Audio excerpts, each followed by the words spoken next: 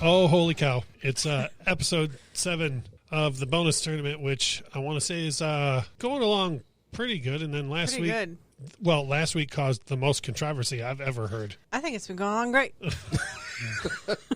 just going to own that? Yep. So the internet disagrees. So here we are in episode 7. We are actually coming to the end of the first round, which has been a war, I'm going to call it. Between who? Between you and everyone. You and the planet internet. Earth. Yeah. You have said so many things that have caused literally both. Like, you've said things about records that Kyle brought to this tournament that Kyle was like, what? And you've said more than a few things about records that I brought to the tournament that the entirety of the internet was like, what? So, okay. Yeah, okay. So for those of you who may have some sort of stress from last week and forgotten, or for those of you who haven't listened last week was Dermot Kennedy's Without Fear record against the Beach Boys, Pet Sounds. Michelle clearly there was a winner, clearly, from the beginning. Well, Michelle gave Pet Sounds a 7 out of 10, which is obvious that's exactly what that record deserves. So we will circle back to that later in the tournament. And I had been teasing for weeks before that this week that we're in right here, right now, episode 7 was going to be the one that I did not envy you in any way, shape, or form about, because we have two gigantic monster records. I mean, I don't, like, for real. These are monster records. Yes, they are. Going up against each other. So we have from 1977, Fleetwood Mac, Rumours, versus from 1984, Prince and the Revolution, Purple Rain. I guess the first question before we go into anything else, and normally we wait for your notes till later, but the world has to know right now, are there any stinkers on either of these records? There are 0 stinkers. There are 0 stinkers. We are toying with the idea of having records that are 7 out of 10. Because that's the line, right? If it's 7 and above, is no stinkers. Correct. Holy cow. All right, let's get right into it. So they're at least 7s. I'm not going to spoil anything, but they're at least 7s. I mean, wow. Right out the gate. I don't even know what to do with myself. Let's get right into this. Kyle, talk to us a little bit about Fleetwood Mac Rumours. Oh, man, off air I said that I didn't have a lot to say about that because because it's all hearsay. Did you get it? Rumors. That's a good one. Not only do I not have a lot to say about it, for one, because it speaks for itself, and for two, I know you have a lot to say about it. I do. So, believe it or not, the first 3 songs on the record are the ones that I have the least amount of notes about, and because they're all jams. Secondhand News. I can hear it myself. That's how you start a record. Secondhand News. And I think it's a lot of people don't put together that Secondhand News goes right in with the title of the record, like Rumours. Dreams, I think, is one of the best track 2s in the history of the game. Like, it just comes out of all that energy of Secondhand News, and it's like boom, boom, boom. Like, here, we're just going to take this down real quick. I think Never Going Back Again is, in my opinion, one of the most underrated Fleetwood Mac songs. It's my favorite. Like, people just don't. Nobody ever name checks that song. Yeah. If you go up to somebody right now and go, "What's your favorite Fleetwood Mac song?" You ask 100 people, 100 of them are not going to say "Never Going Back Again," which is a shame. Yeah. Once upon a time, Michelle was like, "This is my favorite song by them," and I was like, I'd always just like not even paying any attention to it. Yeah. And I started re-listening to it a bunch of times, and I was like, "Oh man, this is." Yeah. I really like this song. Lindsay's the man. Yeah. No, Lindsay is the man. Now, here's where we run into some issues for me. Songbird is just there. Now, and I want to be clear because most people listening to this are probably going to be like, oh, there's the Stevie fan. I love Christine McVie. I totally get why the people hate her, because there is a strong I hate Christine McVie segment out there. People think her voice is nasally. And I think they're nasally. A lot of people. Gloves are coming off early. There's that, and then there's also the thing where I think she suffers from "you're not Stevie's disease." Like, a lot of people are just like so drawn to Stevie that they just don't want. She was first. I know. You're talking to a Christine McVie fan, but the song. My point is, Songbird is just there for me. It's not bad and it's not good. It's just there for me. However, no matter how good or bad Songbird is, the record takes a giant upswing with the huge 1-2 punch of The Chain and You Make Love and Fun. And then for me, like, again, I know people who won't even give You Make Love and Fun the time of day. What? Because Christine's singing it. And I love that song. I love her voice on it. You know, I think that's a gigantic 1-2 punch right in the middle of the record. For me, the biggest problems of the record come after that. I Don't Want to Know and Oh Daddy. I Don't Want to Know. It's just, the rest of the record is so strong that I Don't Want to Know just sounds phoned in to me. It's just, I don't want to call it filler, but when you put it up against everything else on the record, it is filler. It would be a great hit for someone else, but it's not anywhere near as good as the rest of the songs on Rumors. Does that make sense? What I'm saying? Yeah. And then Oh Daddy, again, I don't hate Christine.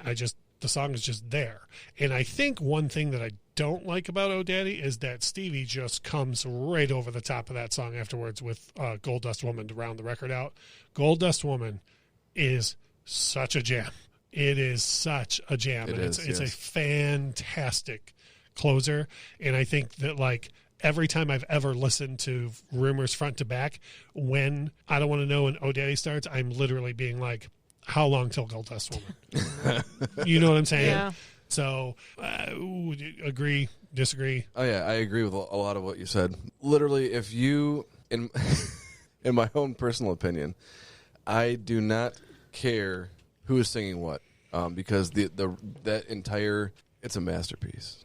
It's a rock masterpiece. Not rock, but light rock. I don't know, whatever you want to categorize it as. No, and when I say, the only reason I even brought up who's singing what. Yeah. Well, a lot of people do care about that. Yes. Well, no, because there are people listening who will be like, oh, well, of course you don't like that because Christine's singing it. Like, You Make Love and Fun is one of my favorite Fleetwood Mac songs. I told you guys right before we went on air, As Long As You Follow is one of my favorite Fleetwood Mac songs. Everywhere is one of my favorite Fleetwood Mac songs. All Christine songs off of other records, well, except for You Make Love and Fun is on here. But that's the only reason why I brought up who's singing what, because I don't want anybody to be like, oh, well, you just don't like Christine. And if you can dig into the backstory and the drama and all the kinds of crazy stuff that was going on then it makes the record even better. Right. Because they're all singing about each other, essentially. Mm-hmm. And, I mean, standing there staring at each other. singing about each other, yeah. Boy, I sure wish you hadn't gone to bed with the bass player. Yeah. So Whoops. Literally, if you... Whoopsie. If you like classic rock, or what, people are going to get all pissed off because I'm classifying it as a bunch of different stuff, but whatever you want to classify it as. If you like the type of music that it is, if you like drama, butt cocaine, and delicious music, then this is the record for you. Yeah.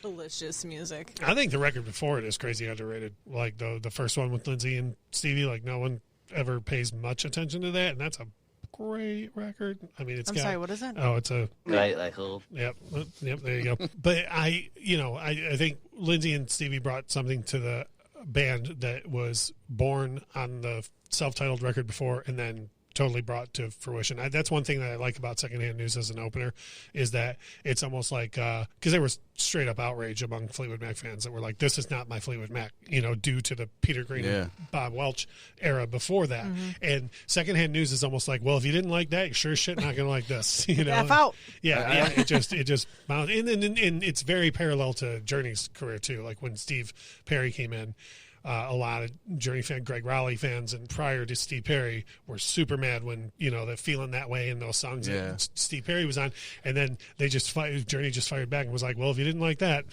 we're going to be off in arenas and all over the radio. You guys enjoy yourself with your self-righteousness. No, I also feel that if I'm going to go on some streaming service or listen to Fleetwood Mac, it ends up being Rumors 9 times out of 10, and I think a lot of people are probably like that because there's so many. Yeah, they're going to go right to the... so many great songs on that record, and it's just it's a goddamn jam. I have a whole sidebar in my mind all the time. I personally think Tango in the Night is actually a better record than Rumors of Fleetwood Mac, boy. But that's a whole different discussion for another time. So moving over to Minneapolis and the 1984 masterpiece, Purple Rain. I swear I'm going to try and keep this short, but I have notes for every single song on the record. Oh, you got to go, do you? Do you got to hurry up and listen to Pet Sounds or something that's a solid, or maybe just skip once and start on Pearl Jam 10 from Even Flow on. bringing up some of the past controversy. So for me, I think Let's Go Crazy is one of the most underrated track ones in the history of the game. No one ever talks about what a monster first track that is. People talk about Let's Go Crazy, and everybody knows the song, but no one talks about it's just a monster. Like, let's talk about it. It sets up everything about the record does. that you're about to hear. It's just like, hey, I'm going to just create my own genre and my own sound all at once on this track and everything else you're going to hear.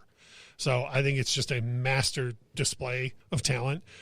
And Take Me With You goes in completely the opposite direction of Let's Go Crazy. When I was a kid, I used to think, and when I say when I was a kid, I mean like 10 or 12, I used to think of it as like a Motown groove, and then as I grew older, I was like, no, it's not even a Motown groove. It's its own thing. Yeah, you can't specify it is it its as own If thing. you put a gun to my head and said, what type of music is Take Me With You, I would just be on the floor. Like, I would be done, because it's its own thing. Like, I agree. it's completely... He doesn't even fit into a genre at all himself for anything. Yeah, well, that's a He's- debate he's for his another own time. genre. Yeah, Yeah. no, for sure. Yeah, yeah. Master of reinvention. Rock, and R&B, everything. it's all, yeah. The Beautiful Ones, my notes started with, I mean, damn. And then it took me like 5 minutes to keep writing. How many more. emojis are in that? At the beginning, there was 12 periods after that. My thing with The Beautiful Ones is it doesn't matter if you know the story or the exact lyrics of that. You can listen to The Beautiful Ones just with it on in the background, and in mid-conversation stop and go, who hurt you? You know what I mean? Yeah. Like, Yeah. now that's a ballad. Yeah. You know, Computer Blue, I literally have this written down. It's a twofer. It's a dance song in the first half, and it's a rock song in the second half. And I knew that was, you're giving me the look. I knew for up front that Computer Blue was going to be the song that you didn't like. Oh, because you don't stinker. like progression. No, there's no stinkers. Okay, no No, stinker. Sorry. it's not exactly a stinker. It almost is a stinker, but I decided But for not to me, like it. Computer Blue does its thing. It brings you out of the depression that was the end of The Beautiful Ones up to a dance beat, and then it just plain turns over to a masterful rock track. Like, there are rock bands in the 80s that would have loved for their entire career to be known for the second half of Computer Blue.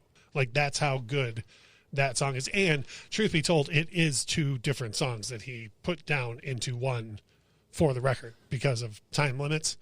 So he was just like, well, this is the way this is going to work. You know, I can get away with it. I'm Prince. Yeah.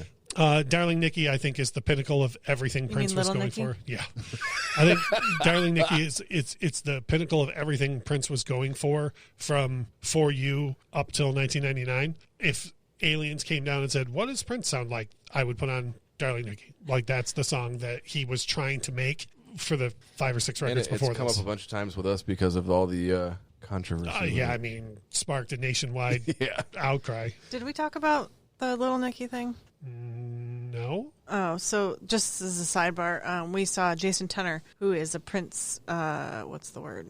Impersonator. Tribute artist. Yeah. They prefer tribute Okay, artists. okay, I'm sorry. Jason Impersonator's Tenor. offensive. Jeez.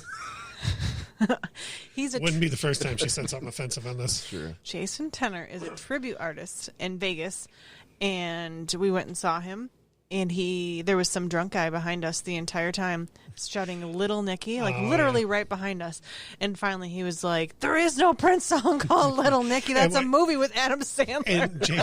And Jason Tenor stays pretty in character the whole show. Yeah, but this guy was No. I'm relentless. saying we've seen Purple Rain.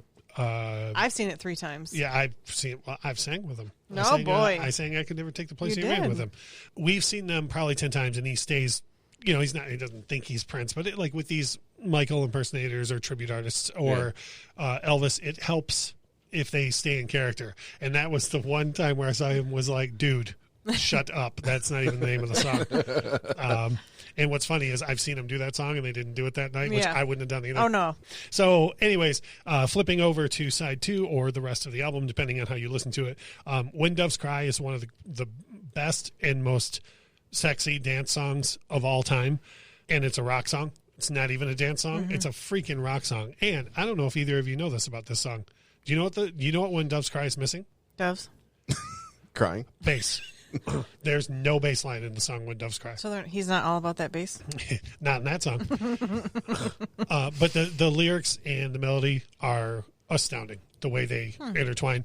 Too cold, maybe I'm just like the way it weaves underneath. I mean, hell yeah, come on.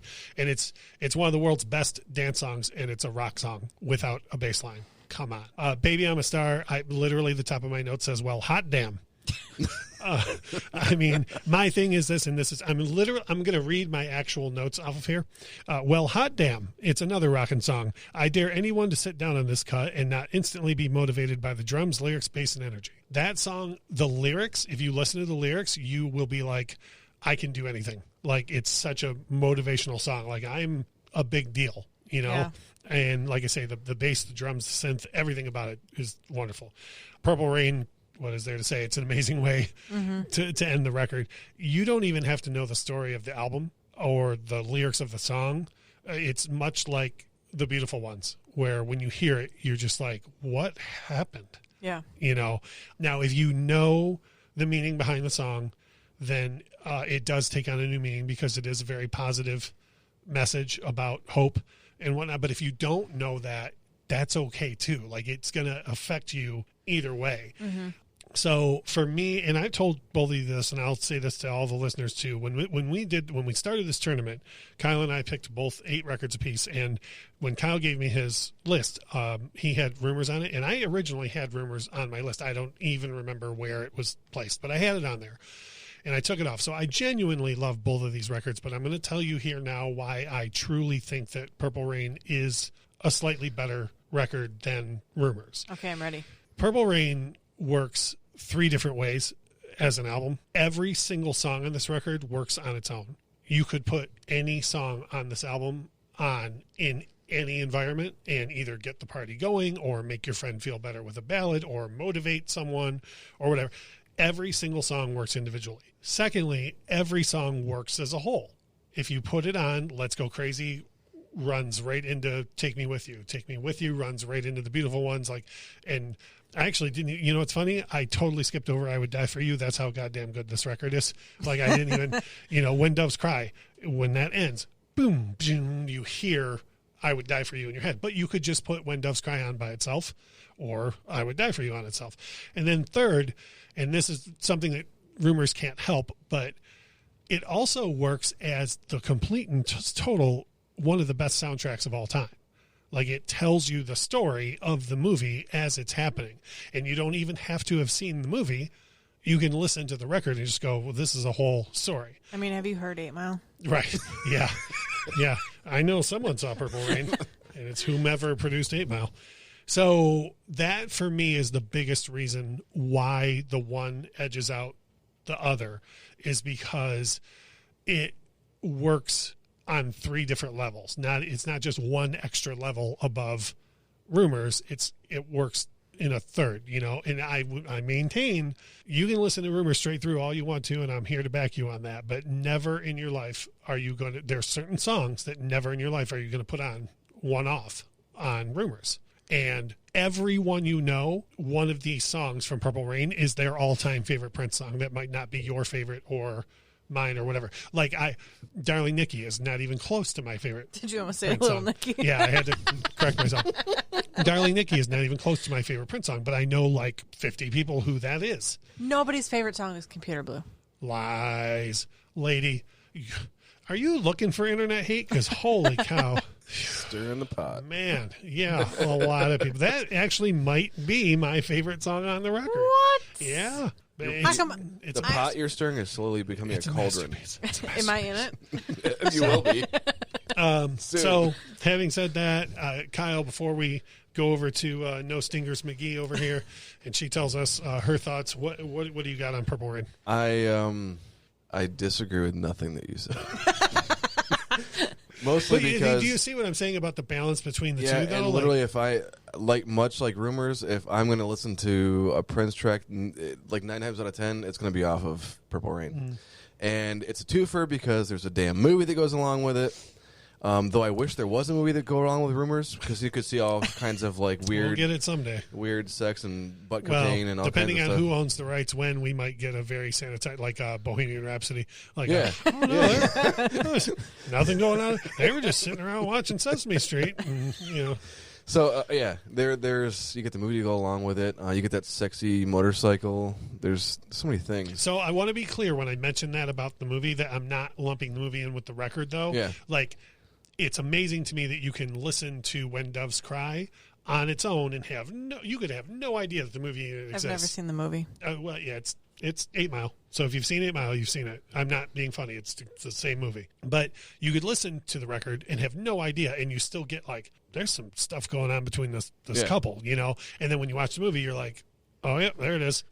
And very rarely do you have a soundtrack to a movie that is as huge as that album is. That is like era of that movie could not even exist. Yeah, and it would be a smash record. Yep. And then conversely, turns out it's just a soundtrack to a movie, but it's huge. You could turn around and make a movie from 1999.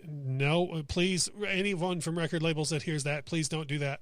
But if Prince was with us, he could. Yeah, you know, he could turn around and do that, and that's how he wrote in a theater of the mind type way. You know, so I'm almost scared to turn this over to you, Michelle. This is a tough one. These are both. Here, give us your thoughts on both, Michelle. Both these records, front to back, read like a greatest hits to me. Like I know every song on the record. How many times did you listen to them for this? At least 5 a piece, at least, because I kept waiting for something to be like, this is why this one better. Right. You were looking for stinkers, is what you're looking for. How many times did you come down in the basement when I was working and one of those records was on? Yeah, for like last week. Yeah, like over and over and over again. Right on. So to be clear, what you're describing right now is what I did for the last 6 weeks. You just did it this week. Like every week I've been like, all right, I really mulled both of these records over. And you're like, hey, everybody, I just want to start by saying this week I tried. Well, sometimes there's a clear winner. My only thing is and I agree with you a lot about Rumors. Let's start there. That Songbird is just there for me. It's not a stinker at all. I like it, but it's not one I won't just put on my own. Oh Daddy is probably my least favorite, but I don't dislike it. So like it's just the only reason why I have a point against Oh Daddy is because it's stopping me from hearing Gold Dust Woman. I get that's it. a big deal for me. You know, like I literally am like, as soon as Mick starts hitting that cowbell, this record's going to go to 11 real quick, you know? Yeah. So I'm like waiting for that, you know? So anyways, go on. The entire record, front to back, it flows very well for me. It is a great record. It flows really well. I like it starts out amazing with Secondhand News, and that's a great first song. I don't even mind the bow, bow, bow, bow, bow. I don't even mind that. Like, no, if that was anybody else, I would be like, write some lyrics, dude. You know, literally, as soon as you say Secondhand News, I'm like, bow, bow, bow, bow. My favorite part is the very outro that where Lindsay is Secondhand News. Yeah. Oh. The whole record is amazing, and I feel like I have a very sentimental attachment to it. It is what my mom played all the time when I was a kid in the car. To quote Wayne's World, it came in the mail with copies of with samples of Tide. Yep. Yeah. And I can in my mind imagine her putting this on and cleaning the house. Like she's like, I'm going to clean the house. I'm going to go to town, and this is the record I put on. Then of course she would sit down during Songbird and No Daddy because she'd be like, it's time to take a break. Yeah. She'd sit down and then go dunk, dunk, dunk. She'd be like, all right, time to do those windows. So. I will say that this record has a leg up only because of the sentimental reasons. Like, it just is attached to me. And coming into this, it was just like this is a record that, which is what I was scared of, and I ain't never scared. Yeah, it's very ingrained in my childhood. However, you have been telling us for like 4 days now that you've been dead tied on the 2, which I literally the first time you texted me that like what if this record is a dead tie? I was like, I'm making traction. So anyways, go on. So that record, I can't say enough good things about it. It is definitely one of my favorites to put on front to back, just listen to, and it's definitely one of my top favorite records, I think, of all time. Right on. Moving from Southern California over to the cold, cold winds of Minneapolis. Hit us with some Purple Rain knowledge or newly acquired knowledge. So I was never, fan's not the right word. I knew who he was and I appreciated it, but until I met Russ, I was never like, this is my jam. Like, this is what I want to listen to. I feel like I'm responsible for like a lot of Prince fandom here in Detroit.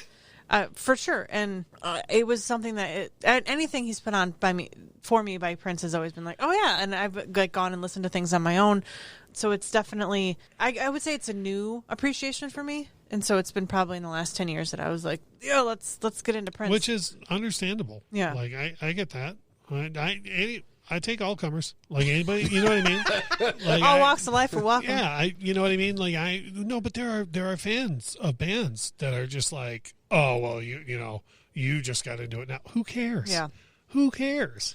Yeah, I hate people that are The only like thing that. I get mad about with Prince, and this is a total sidebar, but is people that now have become fans since he passed, and I don't mind that. That's fine. Yeah. That are like, oh, empty the vault. Well, why don't you listen to, all the rest? Well, first. Come, listen to Come, the Symbol album, the Gold Experience, Planet Earth, 3121, and there's like 10 other, One Night Alone, Plectrum Electrum. Like there's literally like another 5, 6, 7 that I'm forgetting right now. How about you listen to all of that you weren't giving Prince the time of day for the last 15 years before we worry about what's in the vault? Like, this is going to sound so self-righteous, but the vault is for me. No, the vault is for me. The vault is for the guy who I bought Around the World in a Day through Plectrum Electrum the day it came out. You know what I mean? Like, I was there the whole time. So Right. I want to hear more Prince. You don't get to tell me you want to hear He more also Prince yet chose- because you haven't heard what's out there. He chose great names for his albums. Yeah. Just yeah. fantastic. Do you know why 3121 is called 3121? Because the digits add up to 7. Mind blown. I know. And 7, by the way, is probably your favorite Prince It is song. my favorite Correct? Prince song. Yep. From an album, and not to be a jerk, but I don't think you ever would have listened to the Symbol No. album if I hadn't played it for you. Nope. That's Sexy MF. Oh god, that's a fucking The jam. Morning Papers. Is Peak Control on there? my name is Prince. That's like 3 albums later. I mean, just kidding. I didn't But say same, that. no, but same groove though. Prince and the New Power Generation, same groove though. But from the 3 Chains of Gold, Sexy MF, My Name is Prince, 7, obviously. The record just goes on and on and on. Yeah. I will say, Russ, before I met you, I did not listen to Prince. I listened to Prince a quarter as much as I do now. And now you prance. I do see him prance. I went from Prince to Prance real quick. And it was He's got there's literally so something many for everyone. fucking Yeah, jams. he's overall. literally got something for everyone. Just Wait till tomorrow. But so much. The day this episode comes out, I'm getting 4 Prince records that I've wanted forever. Yes. on vinyl. Finally? Yeah, and one of them is his jazz album from 1999. That's one I forgot to mention, The Rainbow Children. And holy cow. I can't help myself. When he passed, there was a bunch of people, articles that were like, and he was working on a jazz album when he passed. And there's like literally legitimate journalists were like, oh, I want to hear a Prince album, jazz album from Prince. Okay, how about you listen to the one he listened to, released in 1999 called The Rainbow Children? You know what I Yeah. mean? Like, there's lots of musicians out there, and there's musical geniuses, and he fits into the latter category. Definition. He literal is- definition. Yes, he's just he's a musical genius in all facets of everything that he did. So He was great on New Girl, too. We got, and he was fantastic. in New Girl. So we got through Let's Go Crazy. There's 8 other songs on the record. Go ahead. I can't. You literally took all of my notes. I was like, these are all the things except for. Computer Blue is not your jam. Yep. And Yep. But you also wouldn't call it a stinker, though. No. And I feel like it doesn't stick out to me like a sore thumb on the record, which is what I kind of, if I don't like the song and it just sticks out and doesn't belong, is Yeah. what I kind of think a stinker is. Which is crazy for this record. And again, I know I'm going hard for this album, but how many different genres are on this record, including a song we all agreed you can't even call a genre, Take Me Yeah. With You. And how does it not stick out? Like, how do you come out of a ripping guitar solo of Let's Go Crazy and then drop this cheerful Take Me With You and it doesn't sound out of place? No, it all flows very well. And I'll tell you why. You have to be Prince to do that. it also sounds like it goes with the movie. Right. So Yep. like I could definitely see. And what's funny is I think Take Me With You is in the movie for like 30 seconds tops, which is funny. Yeah. But the whole record, I guess the other one that I wasn't the biggest fan of, it's just there for me, is Baby I'm a Star. That's such a bummer. It's such a upbeat motivational cut. I don't hate it at all. Yeah. It's not a stinker. It isn't. It's not a stinker. If I had to pick, and not even if I had to, those are the 2 songs on the record that they're not 100% for me. They're Yeah. just, And maybe if I saw the movie, it would change. But I haven't seen the movie. Nah, So. the movie's just there. Probably not. The movie's it's not bad. It's just there.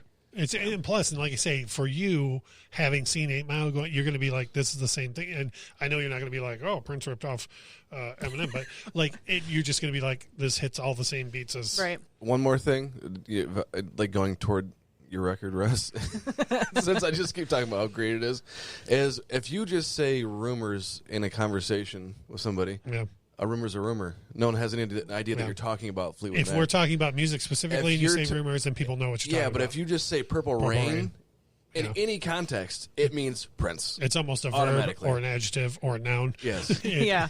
Before him, Purple Rain it did not exist. It is a thing that he created. Yeah. Yeah. Oh, for sure. For sure. Yeah. It's a freaking movement, and he freaking mastermind, little guy from Minneapolis dropping all that on us, and then he had so much afterwards. Anyways, we're focused on this. We're focused on this one thing. So, and I kid you not, going into this, Michelle made it very clear that she had not made up her mind yet. And as I usually do about this time, I'm going to ask you: have you made up your mind? Do you have a ruling? She's looking concerned. I did before I sat down, and now I don't. All right, here's what's going to happen. we have. Whoops. It worked. You convinced me. Well, I know. Yeah. Well, here's what's going to happen. I'm going to take us to break. We're going to have some little chit and a little chat off air here, and then we will come back and sort this out.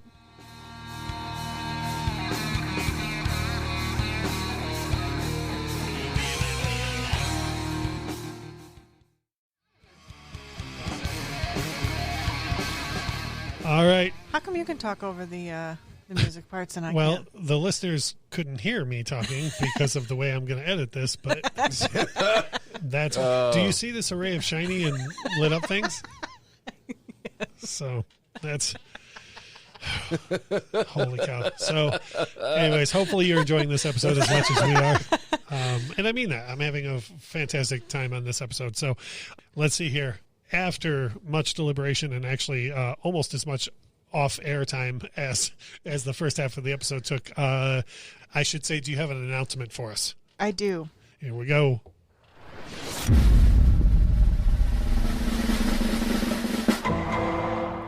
I can't decide. Oh, shoot! Lizzie Buckingham! I mean, even the host of What's Up With That has weighed in on this. See, and that was going to work either way. Yeah. Like if Lindsay had won, shoot, Lindsey Buckingham. And if Prince had won, Lindsay, I forgot about you. Oh, shoot! Lizzie Buckingham! Boy. So we have come to a decision between the three of us that Michelle cannot decide between these two records. So we're going to kind of throw a hiccup in here in the tournament. And what are we doing? A Facebook poll? Yeah, we how want all of you to decide. Can I just say that both these records got a 9 out of 10? Oh, Jesus Christ, man. I would rather you didn't. Yeah. Oh, man. So, holy cow. You know what? This one's running long for a bonus episode, so I am not going to address you with what you just said. Jesus H. So, okay. So let me get some housekeeping out of the way, and then we'll move on with how this is going to happen. Holy crapola. Okay. That's a 90%. As you all know, you can visit Infectious Groove, Anchor.fm, Infectious Groove Podcast, and hit that support button and help us out for as little as $1 a month. I mentioned this on the main episode last time, but we've had several people in the last couple of weeks hit that button and help out. We have some really cool things coming your way from those who have helped support us, and that will keep us going, including some new and even cooler ideas that we have coming up. So please consider doing that. Now, usually we have shock, awe, and disgust for Michelle's choice here. Yeah. And I kid you not, literally, I just told Michelle this is probably the second hardest decision I've ever seen her make in her life. It was this here. I really felt bad for you, and I'm not being funny. It looked like you just didn't know what way to go on this. So what we are going to do with this particular one, we're going to give everybody at least tomorrow, Friday, to listen to the episode. And, of course, whenever you get to it. When you get to listening to this episode, it is super important that you as the listener head to our Facebook Facebook page. Just search Infectious Groove Podcast. Facebook, if you don't already like us, give us a like. Follow us. Make sure all this type of stuff shows up on your page. Go there. We will have a running poll that is going to decide this week's episode. Fleetwood Mac's Rumors versus Prince and the Revolution, Purple Rain. Feel free to leave your arguments in the comments and so on. I feel like we literally said almost everything there is to say about it. Yeah. Make your vote count, and there's no take backsies. There's no nothing. You know Once what? you choose something, you know what? You choose it. That's exactly right. Yeah. Don't click the vote button and then read the comments. Yeah, and then go, be like, oh, actually, I wanted the other one. Yeah. No. Read the comments, leave your comment, and let's get that going. Now, because we usually record these bonus episodes on Wednesday, and we do have one more of this regular format coming, we will run the poll from Saturday until next Tuesday, cut it off then, and then we'll announce the winner at the top of the next one. Speaking of the next episode, this is the final episode of the first round, which will be our this will be our last of the Michelle decided episodes because, again, of a social media poll. The listeners have decided that going forward, they would like to take this out of your hands. I don't know why. I know, it's crazy. It's weird. So we may even have to discuss doing a like a voice or American Idol thing where the listeners get to vote on bringing an album back. No. Yeah, No. Like, I don't know, perhaps the Dark Side of the Moon or Pet Sounds might get to come back, but we'll cross that bridge when we get there. For next week, we have an album from 2006, Silver Sun Pickups, Carnivas. Yeah. Carnivas. Silver Sun Pickups, Carnivas from 2006 versus, I don't even know if anybody's heard of this record, from 1982, Michael Jackson Thriller. So we got a real underdog. Yeah, what album is it's, that? well, it's an R&B record. It's a lot of What'd you say that gentleman's name was? Michael Jackson. He's from Gary, Indiana. Indiana. Yeah. So it's a really sounds like a stinker. But you know how like a lot of people haven't heard a lot of people haven't heard of like Mayor Hawthorne, right? This Kid Jackson is going places. And also any Michael Jackson fan that's listening, that was a pun. Going places, that's a pun. That's a Jackson-based pun. I know. It's for Michael Jackson fans, not for you. Who? Right. So, holy cow. This has been a fun one. We are going to hurry up and edit this here tonight. This is being recorded just mere hours before all the rest of you hear it. So hopefully you enjoyed it. Hopefully we all made a compelling case for both. If nothing else, I hope that there's people that go, I'm going to Facebook to vote right now. Crap, but what Michelle said or what Russ said or what Kyle said, like, that's going to make me think more, you know? Yeah. Yeah. So, cool. Well, we have accomplished nothing. So we greatly appreciate you guys listening. I really want to see that interaction. So whether or not you follow us on Instagram or Facebook or Twitter, please, by all means, come at me, bro. No, don't come at you. Not yet. So we greatly appreciate everyone listening, and hopefully there's going to be a lot of interaction with this one. So thanks a lot. We look forward to seeing and hearing your arguments on Facebook. Bye. Bye. Bye.